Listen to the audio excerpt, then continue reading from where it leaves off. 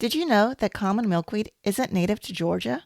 Or that there are many native plants which can be grown in large pots on a patio or balcony? Or that simple cues to care can significantly change how a native plant garden is perceived by others? Nature isn't just out there in some far off exotic location. It's all around us, including right outside our doors. Hi, my name is Shannon Trimboli, and I am the host of Backyard Ecology. I invite you to join us as we ignite our curiosity and natural wonder, explore our yards and communities, and improve our local pollinator and wildlife habitat. Hi, everyone. Before we get started, I want to thank all of our supporters on Patreon. Each month, they go above and beyond to financially contribute towards making the Backyard Ecology blog, podcast, and YouTube channel possible. If you would like to join them, you can do so for less than the cost of a cup of coffee or a meal at your favorite fast food place. Or if you would like to help out, but prefer to make a one-time donation, then that's also possible and greatly appreciated. I'll have links in the show notes for both those options. I originally recorded this conversation with Jennifer Seska in the spring of 2022. A year and a half later, it is by far my most downloaded episode to date. We had an amazing conversation that covered a wide range of topics related to gardening with native plants. So I thought I would reshare it with the transcript so that those who missed it the first time or who prefer to read the transcripts can enjoy it too. Jennifer is a conservation coordinator with the State Botanical Garden of Georgia at the University of Georgia, Athens. Hi, Jennifer. Welcome to Backyard Ecology. Thank you for talking with us today. Hi, Shannon. It's my pleasure to be here. Thank you for this invitation. Oh, you're welcome. And I am so excited to talk with you because I know that you and I can just completely geek out and have fun talking about native plants and gardening with native plants. And this is just going to be a really fun conversation for us. I agree. Let's just dive in, see what happens. Yes.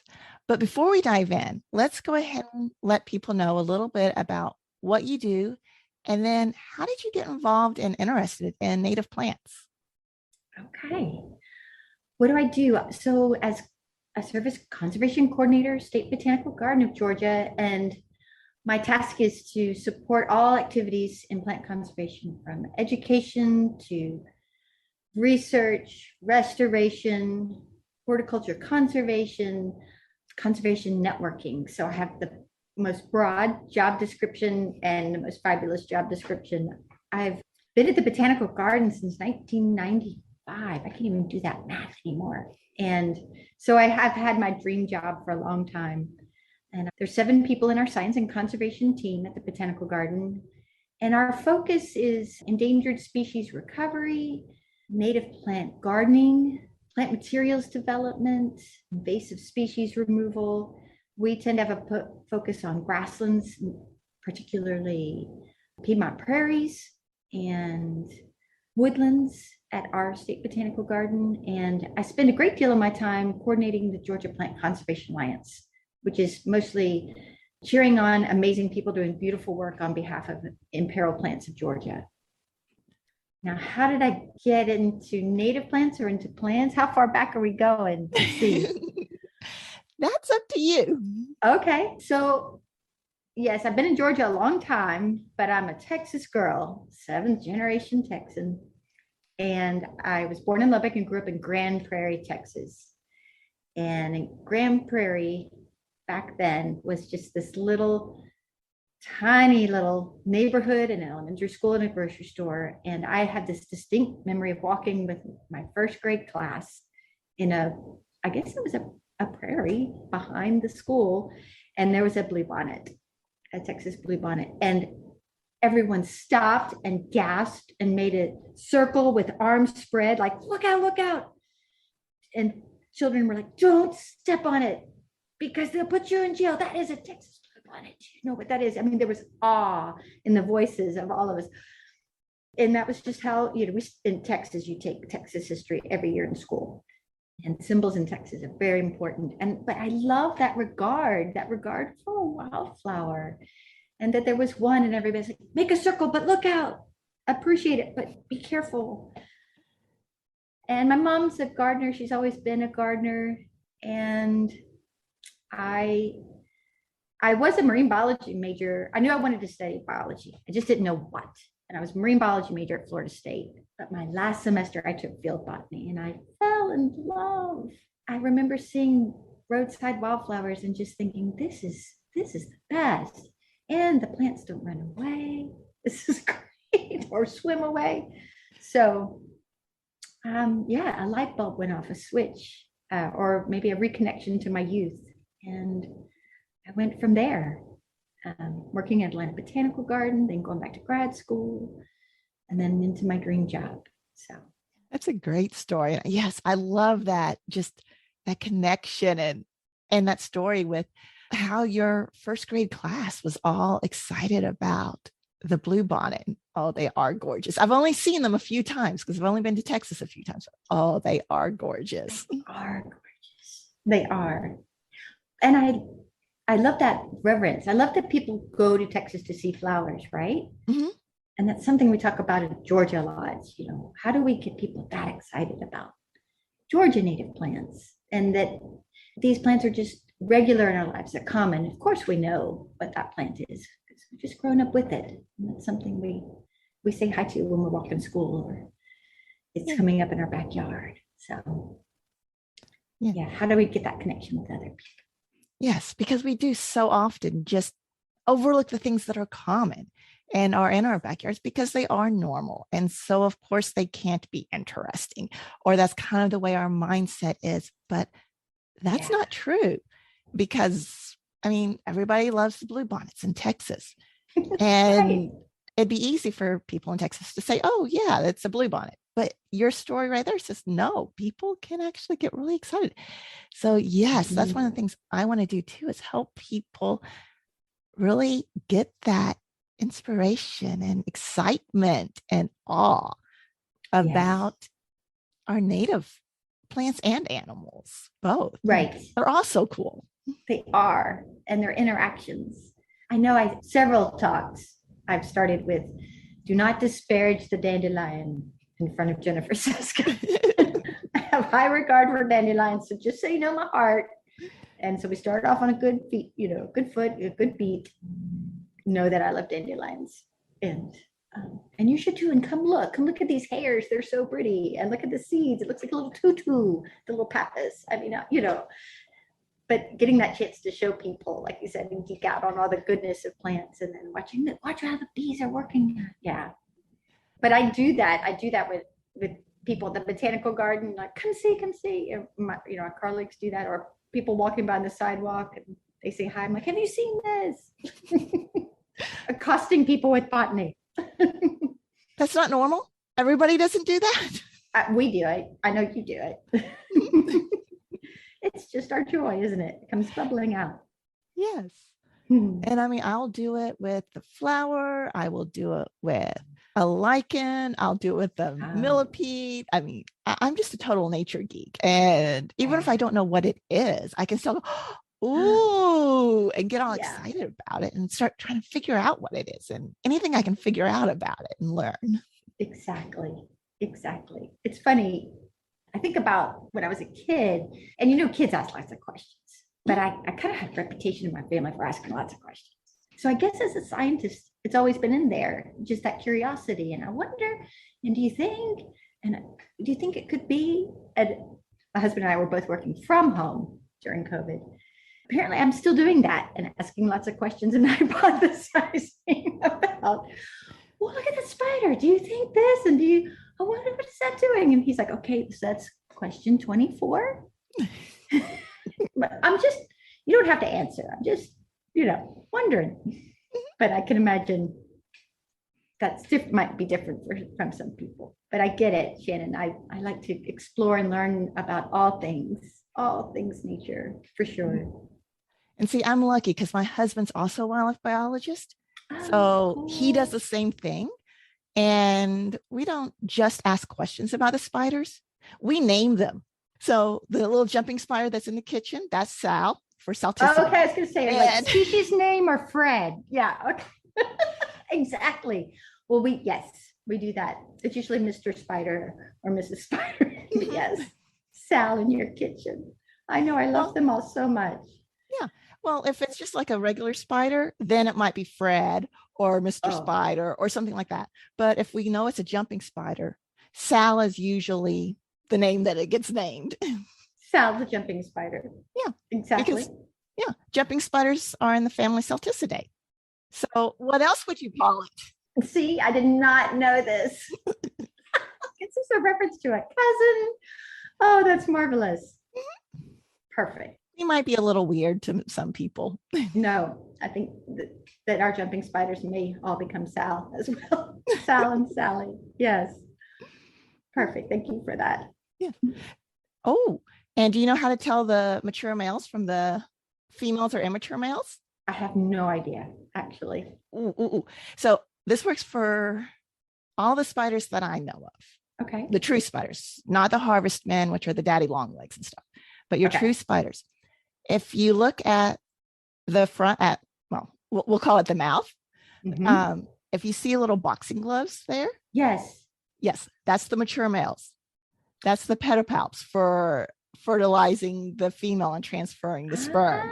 If they don't have those, they're not mature males. Now you can't tell immature male from female as far as I know, but looking for those pedipalps, you can tell the males.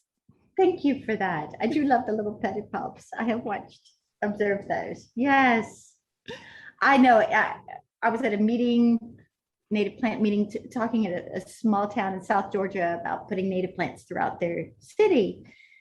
It was an icebreaker. And if you could do your career again, what would you do? And I was like, I would study spiders. And Homer was like, really? Ooh, no. I'm like, no, they're fascinating. They're beautiful. So I would. I need to put more time into them. I love them. So yeah, let's talk a little bit about native plant gardening and how to get started. Good. Good. It's one of my favorite things to talk about. So many people are excited about gardening. And yes. So warmed up in my heart to hear that what gardening is one of the fastest growing hobbies in the United States through COVID in the last few years. I think that's just the best news. Yes. And the interest in native plants is really taking off too.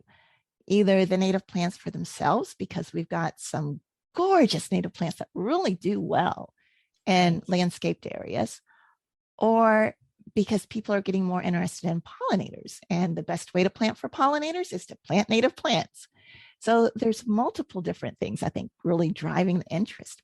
But yeah, there's lots of people getting really interested in native plants, I think, in the garden setting, which is awesome. It is awesome. And we work hard at the State Botanical Garden of Georgia and our other, sister and brother colleagues at other botanical gardens too, for sure, nature centers and all, to help sing those songs about native plants. Come look at this plant. This is a beautiful plant. It happens to be native to Georgia. It happens to be ecologically relevant. It happens to be a great supporter of lots of insect diversity. But it's also just a great garden plant. You want this in your garden. Please plant this. We have these goals in our science and conservation team.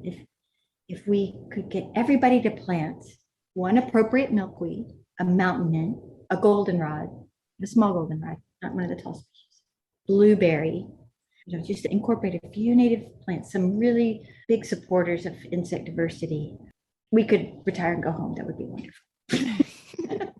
Or we could just focus on critically imperiled plants that need extra help. But if we could get everybody to pop something like that into their home garden or their patio, their mailbox garden, their deck, their windowsill, that would be very significant scientifically for biodiversity and from our hearts. Yes, exactly. And one of the things that I tell lots of people when I'm talking to them about gardening with native plants, or they're talking to me in my nursery about what plants would work well, they're like, well, I kill everything. So I need something that's really easy to take care of. And I'm like, once you get the native plants established, they are easy because they're adapted to our crazy soils and crazy weather and all the craziness here. So they don't have to be babied. You have to get them started. Everything has to be babied a little bit when you're getting them started. But then you can kind of forget about them in many cases. Right? I think that is true. I will say in Georgia, we have you talk about wonky soils. Oh, we might have you beat, I think, on the degraded wonky soils. Our famous Georgia red clay. Yes, you've Our got me beat on Georgia red clay. No Oh questions. gosh. So people will go and buy a package of wildflower seeds and follow the instructions. Scratch these into your soil and water it, and you will have bountiful flowers. No, no, not in our. I mean, if you have lovely soil, yes, of course. But so many of our neighborhoods, so many of our inherited yards, our inherited gardens, the soil is just so bad. So we're like, hang on, hang on, hang on. Let's go up. We're going to amend up, bring in some good, yummy soil, some compost. Then you can plant. So bringing people around. And, I was taught too, you get your garden, you till it and you amend it and do things. And now we're telling people maybe poke holes in it, don't till it, and amend up, and then plant your plants and give them time, and then they will spread for you. But they need that boost, especially in Georgia. And teaching people, we're an ag state, but we sure work that soil hard, and I think unnecessarily hard, perhaps, for home gardens, for perennial beds. We can relax a lot in our gardening and not till and not fuss and not do and not clean and tidy and mulch everything and cut everything, keep it all precise. Yeah. I agree. And you said something a few minutes ago I want to go back to, and that was when you mentioned an appropriate milkweed. Oh, you did pick up on that. Oh, yes, because I know you and I in another conversation once before that we were having, not for the podcast or anything, you said something that really surprised me that I didn't know. And I'm guessing lots of other people don't know about milkweeds in Georgia. Right. And to own up, to be honest, full disclosure, I didn't know either. So if you look on the internet and you look at most maps, I don't think all these maps have been corrected. Common milkweed, Asclepias syriaca, is not native to Georgia. And while it's a wonderful milkweed for monarch butterflies, in Georgia, it's a colonizer species. It's an aggressive species. Would I call it invasive? That's a legal term. No, because we're trying to put a stop on it. But colleagues, botanists like Linda Chafin, Tom Patrick, went through older barium specimens and looked at the early records of common milkweed in Georgia, and they realized garden escapes. And Tom Patrick has since passed. He's state botanist, Georgia Department of Natural Resources. He used to say that one of the things that kept him up at night was thinking that common milkweed was going to spread in Georgia and take over plant communities. A botanist carries many worries, but he really carries that common milkweed worry. So common milkweed, while it's great for monarch butterflies, it's not great for Georgia plant communities. And there are so many other wonderful species to plant. We have on our website recommendations that we and our partners came up with for the best Georgia milkweeds and then the ones to stay away from. But again, in full disclosure, we used to propagate and sell common milkweed at the Botanical Garden. I had it in my own home garden. I shared seeds of it with friends, and I've had to undo that and replace my own self. And with the most wonderful things through this process, we did have a workshop talking about best milkweeds for Georgia. And now that we've learning this about common milkweed in Georgia, Monarchs Across Georgia is an amazing outreach organization. They do wonderful education programs. They sponsor a lot of wonderful science, and their main mission is supporting monarchs. But if you look up our literature that we've produced with partners, they are standing shoulder to shoulder with us because they understand that for Georgia, we need, mosaic of habitats, lots of different species, and common milkweed is just not a good friend for us here in Georgia. And the pressures that may keep it in check in other states aren't here. And it will just go, go, go. And it would spread, seeds would fly away and spread and spread. So that was a bold step for Monarchs Across Georgia to stand in solidarity with the plant community botanists on that. But I was real proud for those conversations. And, they wanted to talk about the evidence and let's get out some literature. Let's look at these, let's really walk around. It was a hearty conversation or four. But we got there together and we were real proud for that. So yes, I do. I tend to say the appropriate milkweed for Georgia. Yes, which is, I think, really important to bring up because, yeah, you look at the maps online and everything like that, and in all the books too, which I mean, it's understandable in the books because the books are older, it's harder to update them. Right. But even on the internet, you see common milkweed as being listed and shown as being native pretty much throughout the entire eastern US. And Right. yeah, I had no clue about Georgia until you said that. Yeah, I didn't either. And, and organizations that are working on behalf of monarchs and they're giving away milkweed seed, that is some beautiful heart-centered work, Mhm. important work. And we've been reaching out, and my partners too, over the years, and just saying, hey, science is caught up. We're sharing some things that we've learned on here, but here's other seeds, here's other species that we can promote. So Yeah. we're getting caught up with ourselves. And I love that too, because you're working with your partners and everybody's coming together with it. And yeah, science is always learning new things. I mean, we Yes. learn new things in life every day. Why shouldn't science be the same way and constantly learning? And sometimes we have to go, okay, what we thought we knew, we need to Yeah. revise it a little bit. We've learned better, learned more. Yeah. And I'm very comfortable with that. Mhm. Right. I mean, I'll lift my eyebrow and I'll be like, well, tell me more and tell me why. Right. The why is so important. And tell me the background and how did you study that? Because that's what right scientists do. We banter and we question. And then we're Mhm. like, oh, okay, I understand. Thank you. Yeah. Yeah, that is different.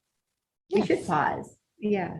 And then, realizing, and we're like, how many common milkweed did we sell over the years? It's almost like, please bring your plants back. We will replace. No, but yeah, how do we undo that? We're working hard to undo it. Mhm. Yes, and I'm the same way because I remember a couple of years ago, somebody, I don't know who it was anymore, I don't remember, emailed me or Facebook messaged me and asked me about this thing with Georgia and common milkweed I mean, not being native. I was like, I've never heard that. Every map shows it. And then we were talking not too long ago, and I was like, I'm thinking back to myself, oops, because that conversation, email, whatever, just kind of flashed in my head. I was like, oh, yeah, now I yeah. know And better. I would not have known, none of us would have known if Tom Patrick hadn't slowed down. And, he was a ground truthing botanist. So he's standing there in the wild looking at where the plants are and not just accepting it, but thinking about it. Well, hang on. They're in this ditch right beside a mailbox, right beside a garden, and they seem to increase here in front of this old homestead. And, he took the time to wonder and examine and think. And what I did was I looked at the map and went, all right, good, we're good, let's sell it. But he's like, hell no. And I'm, yeah, grateful. How wonderful to work with many different types of minds. And he was a great field botanist. Yes, exactly. Because yeah, I did the same thing. I looked at the map and said, okay, we're good. Mhm. And I can see how it could be highly aggressive and cause issues in a state where it isn't native to, or in environments where it's not native to, because even where it is native and grows everywhere, it is very aggressive. I mean, here in It's a Kentucky, thicket. I tell people all the time, if you're looking for one that you can plant in your suburban yard and have it play nice with everything Mhm. else in your garden beds, that's not common milkweed. It's not going to work. Here, do rose milkweed or swamp milkweed, whichever way you want to call it. That one's your tall pink milkweed that plays nice with everything and isn't going to pop up all over your yard, all over your neighbor's yard, Right. and do all that stuff. I mean, you still have to know your plants That's and right. what their personalities are. Shannon, that is such a good point. And we've all talked to so many people they're frustrated, like that story about I scratched wildflower seeds into my Georgia clay soil and they didn't come up. And I'm like, well, let's start from the beginning. Let's work on your Yes. soil. Let's get the appropriate plants. And maybe in Georgia, it's hard to start things from seed. Maybe we have to start with plugs. Some things we can see, but maybe we need to get a head start because our soils are challenged now and our weed pressures are growing. Our seasons are ever longer. But that choice about which plant, and they're like, oh, I grabbed some seeds of this tall goldenrod and put it in my garden. I'm like, well, you just invited a wild friend to come stay in your home. They're going to be a guest that's, loud at the party all the time. So, right, you're right. The right species, the right milkweed, the right goldenrod. We like to promote the smaller species. And I let Solidago altissima tall goldenrod go in a meadow that my husband and I have been restoring for a good 17 years maybe, and from old field to meadow towards prairie. And I was like, oh, that's native. It's fine. It's on the edges. It's doing great. And then 2 years later, I'm hand treating 10,000 stems, cut, dab, cut, dab, with a little paintbrush bottle, judiciously applying herbicide to just cull back a native plant, but it's a colonizer, and it was absorbing all the space and deleting our diversity on the site. So I had to ring that party wild man back. I'm assigning personalities now to species. Yeah. Yeah, and I think that really is a key point, is that you have to think about where it's at and what your goals are and what you want it to do. Because yeah, Yes. I've got a couple of different tall goldenrods. I think I haven't actually gone out there and keyed them, but there Right. should be a couple of out there, usually are in Kentucky, out in our old fields that we're letting go. And then, like you said, starting to work towards moving it back to meadow, prairie, savanna type thing. But yeah, my husband and I are starting to have the conversation of, okay, how much do we let the goldenrod go? What are we going to do? Right now, there's enough space for other things. I'm not too worried about calling the goldenrod back. I'd rather concentrate on the Johnson weed, Yes. Johnson grass, and Yes. fescue, and some of those things. And the True. goldenrod being aggressive helps to curtail some of that. I agree. I agree. You're But right. yeah, so It's it's a picking and dance. choosing. But that's one that I tell people all the time: don't plant that one in your yard. Here's a few that you can pick from for friendly yard ones that are Right. going to play nice. Right.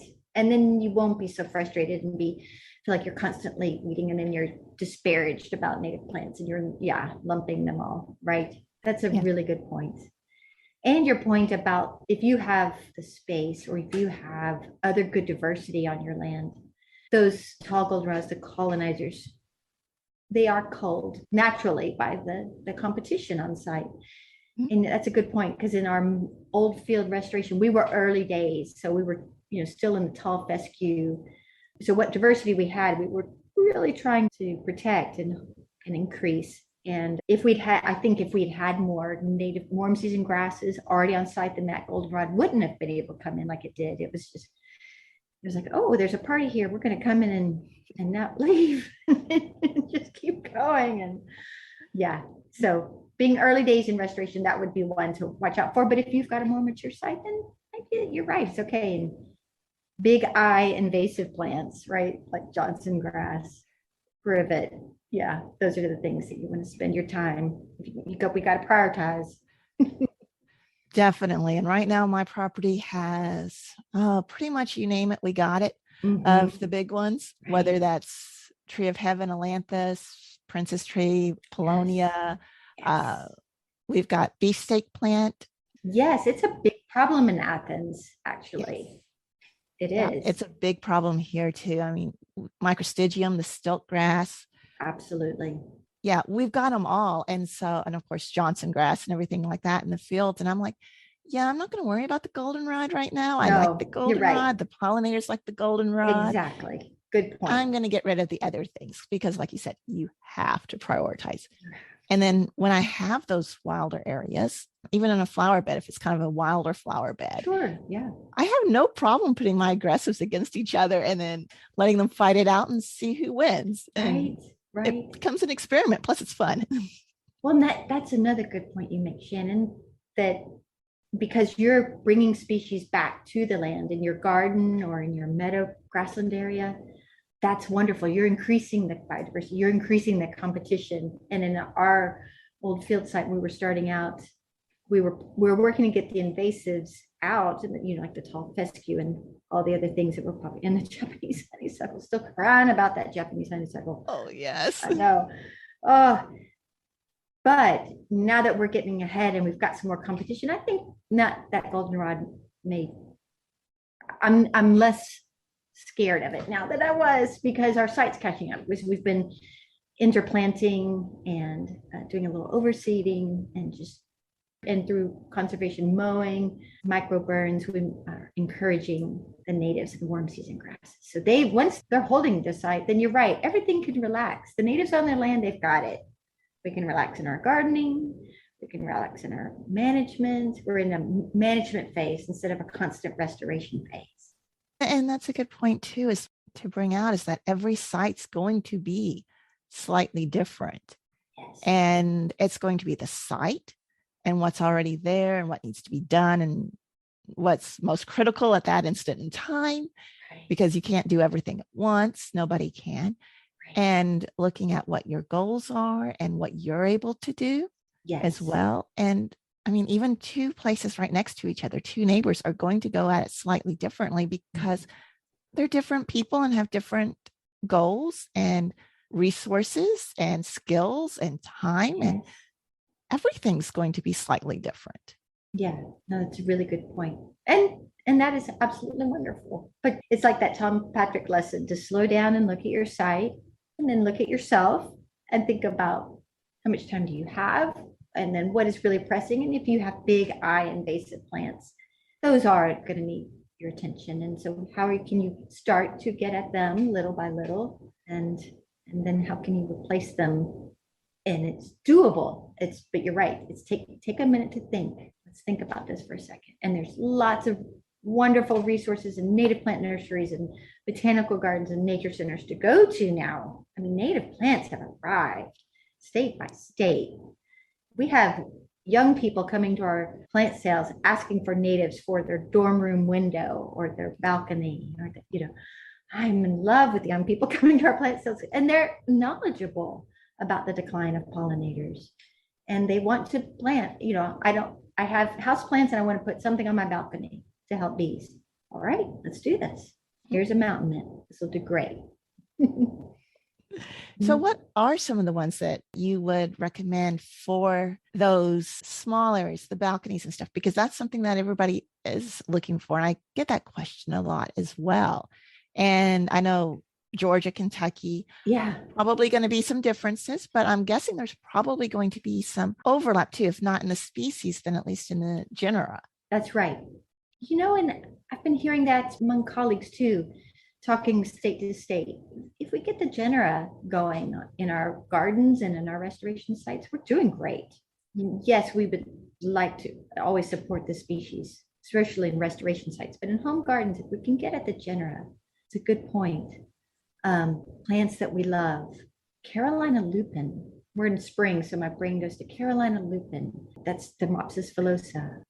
Phlox paniculata. Any of the phloxes. It's like, right? It's almost like yes. Any of the phloxes, any of the pycnanthemums, the mountain mints. I think on our website, we have 5 listed that we recommend. It's under the Georgia Pollinator Plants of the Year program, and colleagues got together in the these are green industry colleagues and scientists and ecologists and talked about some really wonderful native plants or wonderful pollinator supporting plants. They didn't have to be native, but they kind of all turned out to be. So Carolina lupin, mountain mints, the pycnanthemum, monardas, gosh, any phlox. Echinaceas are, of course, wonderful. Rudbeckias, coreopsis, all these genera that just make us gush. And then weave in some native grasses, especially warm season grasses. And the little ones, like little blue stem or split beard. Oh my gosh.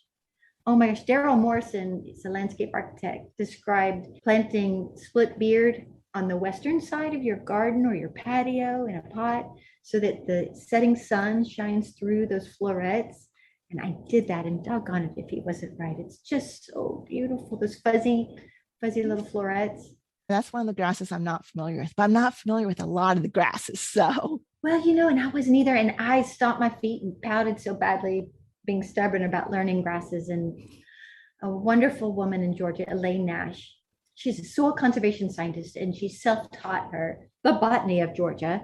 And and the grasses, and not just the grasses, but their plant communities, how to collect their seed, how to grow them from seed, and how to get them back on the land. I mean, she's amazing. And she's been our mentor for many, many years, Elaine Nash. And I remember how many times I'm like, one more time, Elaine, the difference between a cool season grass and a warm season grass. She's like, okay, deep breath. One more time, Jennifer. But it's like anything, right? You spend more time with somebody, you call a plant by name, you put that floret in a vase by your computer with a little sticky note that says who that is, and you spend time with it, and then it starts to stick because you're establishing a relationship. But I was slow to come around that grass corner, to be honest. But now I love them. Split beard's a favorite. It's a most favorite. I'm going to have to look that one up. Look that one up. It is lovely. It's a great plant for pots or gardens. Do you know if it's in Kentucky? Not officially, but it seems like I'm thinking it ought to be. Okay. But I haven't that encyclopedic map of species in my head like some of our beautiful colleagues in the Southeastern Grasslands Initiative that carry this detail in their heads. Yes. Thank goodness for books and websites. Yes, I agree, because I don't have the maps in my head either. I don't. But I want to say it ought to be. Okay. We'll see. We'll Google that soon. Yes, I will definitely look that up. But yeah, so you named a bunch of the ones that I really like in pots too. Good. Oh, Eastern Columbine works really well. Love Columbine. Yes. Absolutely love Columbine. Yes. And it spreads and it's satisfying. You can share some seeds with your neighbors. Get the seeds in those little paper vases, just like don't tip it, keep it upright. Yeah. I mean, all the spring ephemerals for sure, but those are hard to get. But yes, things like Flex varicata, the blue phlox, is one of my most favorite, right? You're going to hear me say this. And then Geranium maculatum, the wild geranium, it's one of my most favorites. And then the Pacra, we call them butterweeds. Yep. Butterweed or ragwort. Yes. Those are also one of my most favorites. So, and then all planted together, right? It's just so beautiful. And then you have, and planted in clumps, or let them spread. Plant just a few plugs and then let them spread in your garden. Let them go to seed. You can always share with friends, but they're well behaved. They're beautiful. They happen to be ecologically amazing. Yes. Right? Looks and personality, all the things. So yeah, all my favorites. I know spring, and then we'll get into summer. I'm like, these are all my favorites, and we get into fall. These are all my most favorites. Yes, I was nice. I did not ask you, and will not ask you what your favorite native plants are, because I already know yours is going to be just like me. The one that I'm looking at this moment in time, or that I'm thinking of at this moment in time, is usually my favorite. That's the truth. Thank you, Shannon. I've just started saying, and this is my most favorite. And then in talks, if I'm doing a PowerPoint, I put a heart shape by them. But like every plant in the image on the screen has a heart shape next to it. Like, you asked. So here's 96 of my most favorite spring wildflowers. Yes. There we go. And who says I can't have more than one favorite? They're all my favorites. Exactly. Love is a circle. Yes. It's bigger. I know one of the things that you talk about a lot in your presentations, and that we might want to talk about a little bit here, is cues to care. Because with native plants becoming more and more popular, there's kind of this misconception that native plants are always kind of these wild and crazy and freeform, informal, wild prairie looks. And I love that. And I tend to do that a lot. But that doesn't always fit in many communities and neighborhoods. Right. So those cues to care can be so important. Do you want to share some of that with us? Yes, I'd love to. And, these are all little nuggets of goodness that I grabbed from other amazing people, these phrases and observations. My colleague here at the Botanical Garden, she's our conservation horticulturist, Heather Alley, leads our Connect to Protect Garden, which is a program to help people garden with natives. And it could be in a potted garden, it could be your mailbox garden, it could be a perennial bed, it could be a meadow. And sometimes we have money to go to cities and help them put in these gardens. We have money to help you put in a native plant garden in front of your city hall or someplace. And we were getting pushback. Like you just said, Shannon, that native plant garden's going to look messy. And we do all the things and we show the pictures. So Heather designed and built a very formal native plant garden planted in patches. And it is gorgeous.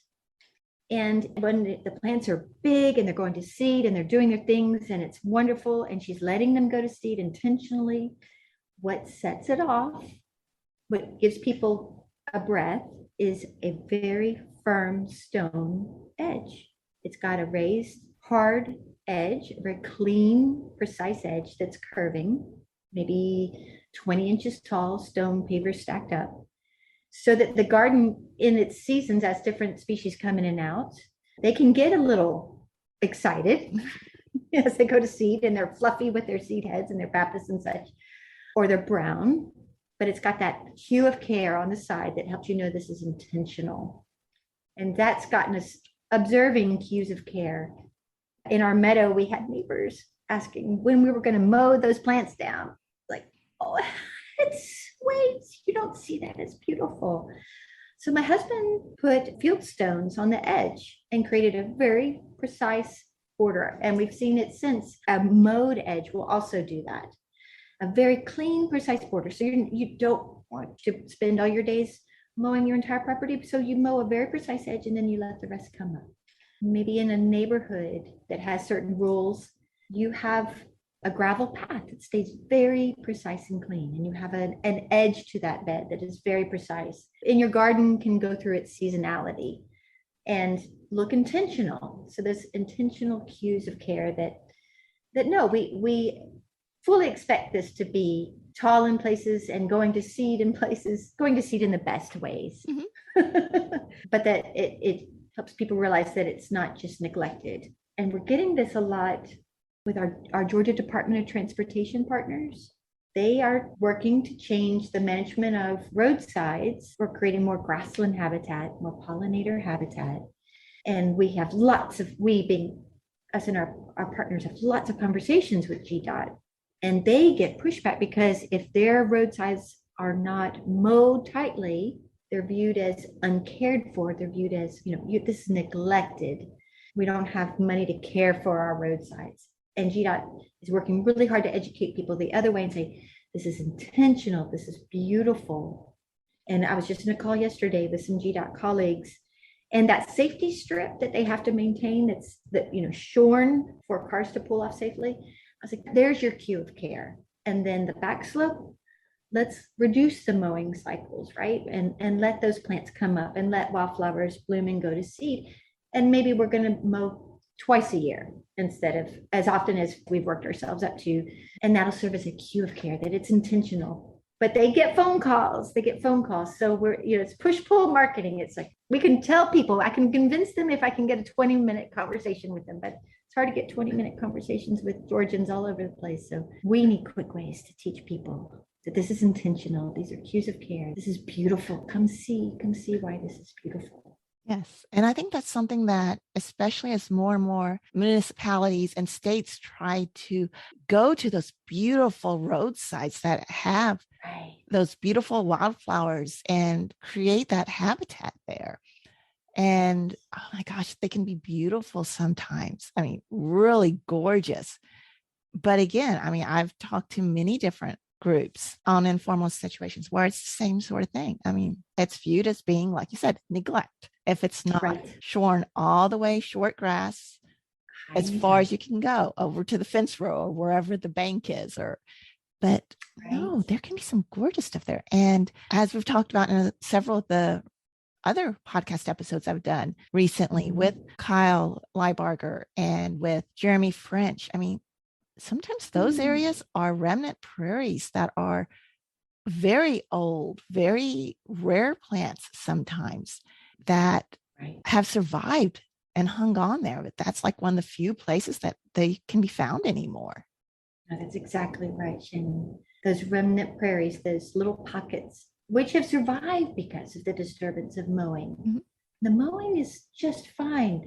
But maybe we go back to the way it was done 20 years ago, and we are going to have to spot spray invasive, big I invasives, capital I, Johnson grass, the others, but reduce broadcast spraying, go to spot spraying, and then conservation mowing, because there are those beautiful relict prairies, these little remnants of goodness. And we're learning how much we need to increase them. And GDOT and Georgia Power, Forest Service for sure, state parks, they're all working to change their mowing regimes, their management regimes. And they're asking the botanical gardens and the nature centers to help us tell these stories of why this is beautiful. And some people, they get it, but some people bristle. Mhm. And I have I've actually said to district leaders and GDOT, like, send the calls to me, send them to me, like, out, let me have 10 minutes on the phone with them. I'll see what I can do. But I think we'll get there. I think we'll get there. I think something else that we've been strategic about, we did a pocket prairie planting with GDOT partners. So we plant plugs, small, like if you bought a 6-pack of pansies, that size, a 6-pack, we plant plugs because they establish real well. But we did choose some more bigger size, some 1-gallon showy plants, and we planted them to the front, and we planted them in patches so that you could see the characters of the play. You could see the clump of color and see a species. And then in the distance, it may be spread with all its friends. But in the front, being very intentional, bigger specimens, bigger patches of color, and then let the back go, let it spread as it wishes. And it'll thread and do its thing. It'll also be beautiful, but making it look very purposeful, repeating the clumps of color, purple, red, yellow, purple, red, yellow, and just keep it going so that people start to see. Well, I know you guys in Georgia have some amazing projects going on too. And I want to make sure we talk about some of those. Oh, nice. And let our listeners in Georgia know about, because yeah, you got some cool stuff going on down there. Yeah, we have several initiatives, and we are all about native plants. So our hearts, and please come to the State Botanical Garden. It is free. Our parking is free. Just come on in. We're open sunrise to sunset. And you're traveling to the Southeast. And we have garden displays of all kinds of collections, like most botanical gardens do. And so we welcome plants, as long as they're not invasive, to be on display and to be in people's gardens. But we plead, we cheer, we try to convince people to incorporate natives into every space they can. And you'll see that at walking our gardens. It'll be a certain garden selection, a curated collection, but then it'll weave into some more natives. I mean, our curators are amazing, transitioning those stories. We have Connect to Protect, which we borrowed that phrase from Fairchild Tropical Garden, and it's about Doug Tallamy's ideas. If we all plant a few native plants in all our little spaces, whatever our space is, we will support wildlife, Georgia wildlife, Southeast wildlife, biodiversity, and amazing how wildlife will find it. The bees will find your plants on your windowsill. The monarchs found the native plants on the New York High Line in the middle of Manhattan. Oh my gosh. So Connect to Protect, we have the Georgia Pollinator Plants of the Year, where we're working to increase native plants in the trade for display, for restoration. And my colleague Heather Alley often gives growers seeds and shares her techniques for how to increase them, to just get these plants moving in the trade so they can be more easily available for Georgia gardeners. We have the Georgia Plant Conservation Alliance, which we're very proud of. We have partners that worked on the critically imperiled plants. And it's interesting, in working with endangered plants, what we're realizing is we can't always just focus on the endangered species. We got to remember to restore the whole community. We had an endangered plant that was failing to reproduce, not getting good pollinator visits. And a colleague was like, well, have you planted for the bee that pollinates that? Have you planted it so it supports that bee throughout the whole year? We were so focused on the endangered plant. So again, native plants and their companion plants in the whole plant community. And then something also we're proud of is the certificate native plants. So if folks want to learn about native plants in all the ways, from gardening to ecology to classic botany, field identification, winter identification, horticulture, all the things, we have a series of classes. And you can, if you go through the curriculum at your pace, there's no timeline, you get an official certificate in native plants from the State Botanical Garden. And truly, that's our source of volunteers, people that are botanically trained and can come help us in the field to collect seeds or to monitor endangered plants. They're getting this amazing training, and then they become unpaid staff and muchly valued volunteers working with us arm in arm, which we're real proud of. So, And then we have our invasive species removal program. So we talk about all these trails going up the same mountain of conservation. It could be a gardening with natives, it could be actual restoration, prairie restoration, it could be removing invasives, it could be working on endangered plants. But there's all these trails going up the same mountain to just get more native plants on the ground for all the good reasons. Mm-hmm. And then we collaborate with our sister and brother gardens and nature centers and universities throughout Georgia, and we share programs and collections and projects and work together. It's a big lift. So we're all lifting together. But it takes that because nobody can do it by themselves. And I mean, you've got all these, like you said, other colleges and nature centers and botanical gardens and other conservation organizations and agencies. But then you've also got the private individuals and the volunteers who are out there and because it's needed. And especially in a state like Georgia or Kentucky or pretty much anywhere in the East, most of our land is privately owned. Right. So we've got to have everybody out there doing it and working on it and interested in it, really to make a difference. That is the golden nugget you've gotten at the heart. You're right. Most of the land is privately held in Georgia too. And we really need people to care. You know, when I started my career in plant conservation, I wanted to do something very applied. I was going to do this work for as long as I could. And then I was going to pass the box, the bag, the work to the next person, like, okay, tag. I'm tagging out. Now it's your turn. You carry that box as far as you can. And it's been, I guess it's 2014 in partnering with Southeastern Grasslands Initiative and partnering with scientists in other disciplines like ornithologists, decline of our songbirds, the decline of our ground birds, the decline of grasslands in the Southeast. And the phrase that the Southeastern Grasslands Initiative uses, that 25 years may be too late. You know, when I started my career in conservation, for Southeastern conservation, I didn't realize that time pressure. And now here I am 25 years in, and we know kids have a time pressure. And so now when I talk to audiences, I'm really pouring the heart out and I'm saying, listen, y'all, I'm asking legitimately. I really need you to plant a few natives in your home garden or your balcony or your mailbox or your windowsill, because we're running out of time. We're going to start losing some bees and butterflies and birds. We may already be losing birds. And it is centered around grassland habitat, woodland habitat, open space, and getting people to see open space, because people have forgotten. And I did not learn grasslands conservation as a young person coming up through graduate school. Of course, in coastal plain, longleaf pine ecosystem, absolutely. But for the Piedmont and the mountains, I wasn't taught this. So I'm saying to people with my biggest open heart, we've got time pressure. We need to be mowing differently on roadsides. We need to be planting natives in every space we can and letting plants go to seed and seeing beauty differently. Plants going to seed is beautiful in all the seasons of their lives. Come look at this echinacea, this conehead. Look how prickly this is. Look at these awns. So, you know, on one hand, it's a big lift and we're scared. And on the other hand, but this is so doable. And oh my gosh, here's the solution.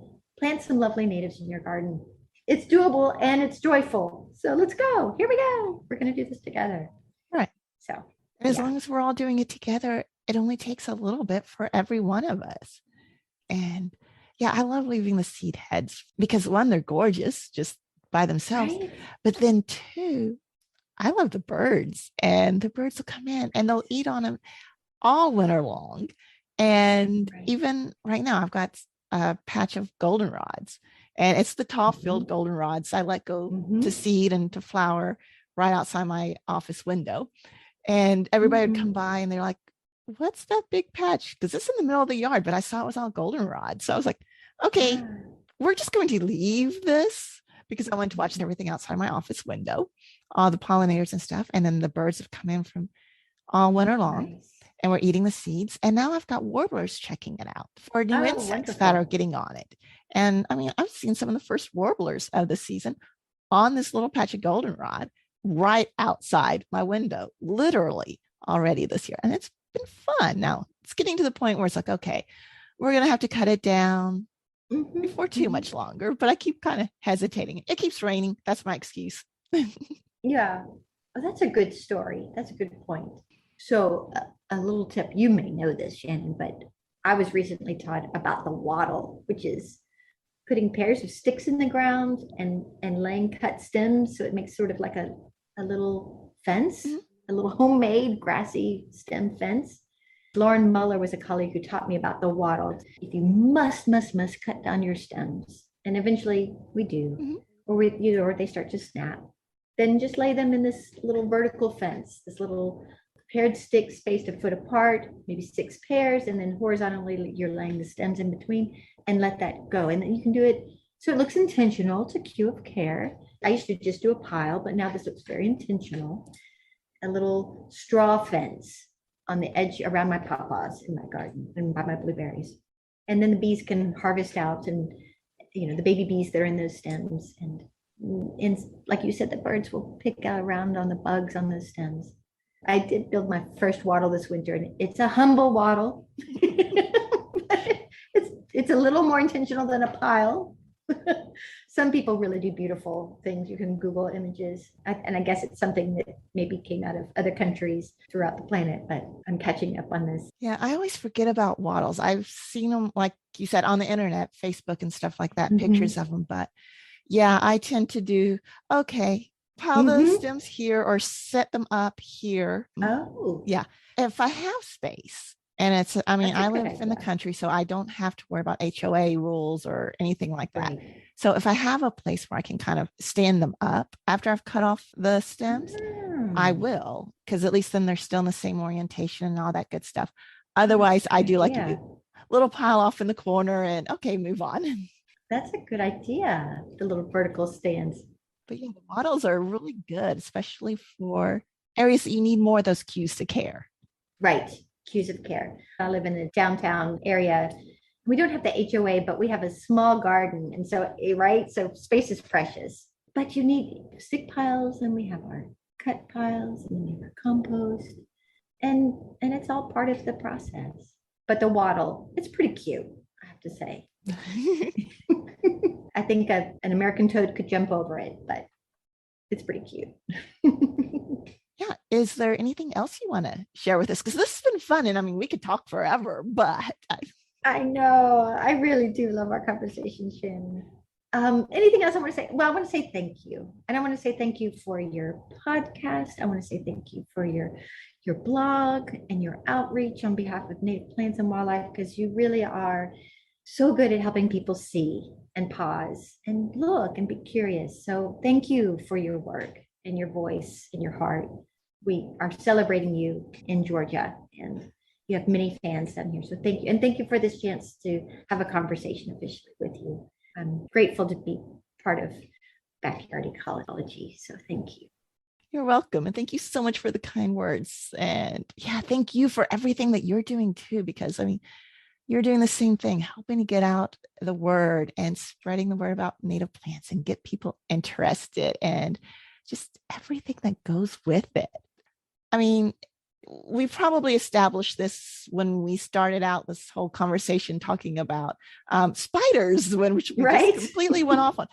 But yeah, it's you can't look at one little thing for very long if you've got this curious scientist, naturalist mind without then seeing something else on it. And all of a sudden, that's a new interest in everything's connected. You just got to keep going through and looking at all the cool stuff. And this leads to that, and that leads to this. And all of a sudden, well, we spent an hour plus talking about all kinds of fun things. Yes. Yes. And it's fun to find another kindred soul, kindred heart. So thank you. Yes, thank you too. But yes, so if anybody, especially our listeners in Georgia, want Mhm. to know more about native plants and starting to grow native plants or some of these rare plants and think that maybe they've got something different on their property because that's where we're finding a lot of the rare and unusual plants now are on people's private property. So maybe they have something different that they're Mhm. curious about. Can they get in touch with you and find out more about all this stuff? Yes. So people can contact me by email. And my email is my name, Seska, so JCESKA at uga.edu. All the staff is on our State Botanical Garden website, botgarden.uga.edu. If you scroll down to the bottom of the homepage, there's a link for staff, and our email addresses are there. If you go to the conservation tab, you can read about our programs and our outreach, and we have that brochure on milkweeds, and we have information about recommended native plant nurseries in Georgia and the Southeast, and recommended native plants for gardens and how to propagate them and all kinds of goodness. And you just cued my mind, Shannon. There's an iNaturalist project. Oh, yes. And it's called the Georgia Grasslands Initiative iNaturalist Project. So if people are curious about what they have and they snap a photo on the iNaturalist app and they link it to the Georgia Grasslands Initiative project page, we can help them identify that plant. And people are finding some remarkable species in their gardens and in their back property and on roadsides. So please, yes, that would be wonderful if people wanted to check that out and get involved, and we can get excited about native plants together. And I will definitely have your contact information in the show notes. I will have a link to the Botanical Gardens page. I may even go ahead and pull out that one on the appropriate milkweeds and go ahead and put that as a separate link, because I think that's really important to highlight. Thank you. And I will also do the iNaturalist page, because yes, I forgot that too until you brought that up, because that's a really good way for people to get involved. And yeah, and we need them. We need them to go be curious and take pictures of flowers. Yes, exactly. Well, this has been great. And we may have to have you on again, because it's just fun to have these conversations and that would be my honor. About all the fun stuff going on outside and that we're finding. Yeah, let's do this again. I would love that, truly. Thank you. Yes. Well, until then, thanks again and have a great day. Thank you. You too, Shannon. I enjoyed listening to this conversation with Jennifer again. I hope that you did too. Jennifer is such an amazing and knowledgeable person who loves native plants and all things nature. I always enjoy talking with her. I also want to mention that Anthony and I have been exploring new ways to better serve you. Our group coaching programs have evolved out of our desire to help you and other members of our Backyard Ecology audience in a deeper, more personal way. These are offered on a seasonal basis and are designed to address some of our most asked questions in a way that allows you to ask questions of your own and get personalized feedback for your unique situation. If you want to learn more about our group coaching programs, go to www.backyardecology.net/group-coaching. And if you're listening to this episode shortly after it goes live and you want help designing your pollinator and wildlife garden, then you're in luck. Our next group coaching program, Design Your Pollinator and Wildlife Oasis Garden-Sized Plots, starts in just a few days. But don't wait. Registration closes on October 9th, 2023. And we don't plan to offer this specific group coaching program again until at least the summer of 2024. Until next week, I encourage you to take some time to explore the nature in your yard and community.